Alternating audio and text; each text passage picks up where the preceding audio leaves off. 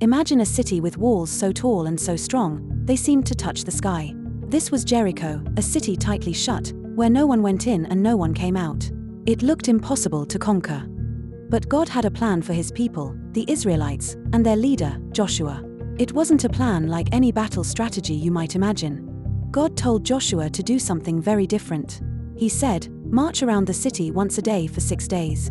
7 priests will go ahead of the Ark of the Covenant, blowing trumpets. On the 7th day, God continued, you will march around the city 7 times. Then, when the priests sound a long blast on their trumpets, all the people must shout with all their might." Joshua listened carefully to every word and obeyed God completely. Day after day, the Israelites marched around Jericho in silence, just as God commanded. The people of Jericho must have watched, confused and wondering what was happening. This wasn't a typical battle. There were no swords clashing or arrows flying. It was a march of faith, trusting in God's unusual instructions. Finally, the 7th day arrived. The Israelites marched around Jericho not once, but 7 times. Then, at Joshua's command, the priests blew a long, loud blast on their trumpets.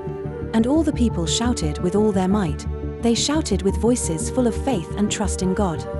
And then, something amazing happened. The mighty walls of Jericho, those tall and strong walls, collapsed. They crumbled down flat, just as God had promised. The Israelites rushed into the city and took it, not by their own strength, but by God's incredible power. The story of Jericho teaches us a wonderful lesson.